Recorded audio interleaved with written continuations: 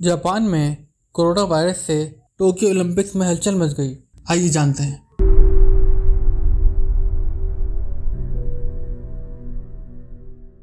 Tokyo Olympics जुलाई 2021 में start हो चुका था, जिसमें दुनिया के 207 कंट्रीज से लोगों ने हिस्सा लिया और टोटल 11,300 एथलीट्स ने पार्टिसिपेट किया।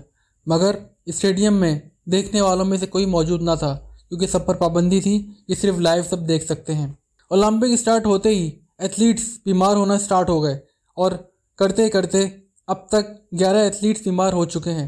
हैरत की बात यह है कि गवर्नमेंट ने अब तक ओलंपिक्स बंद नहीं किए। वो 11 एथलीट्स जो बेचारे पूरी दुनिया में मशहूर होने के लिए आए थे, आज वो एक होटल के अकेले कमरे में बंद होकर ज़िंदगी गुजार रहे हैं, जो कोरोना वायरस से मुब्तला हैं। बस गवर्नमेंट ने ये नोटिफिकेशन जारी किया है कि सब मास्क का इस्तेमाल करें और डिस्टेंस रखें। बेचारे एथलीट्स आए थे खेलने के लिए, मगर अब होटल के बंद कमरे में ज़िंदगी गुजार रहे हैं।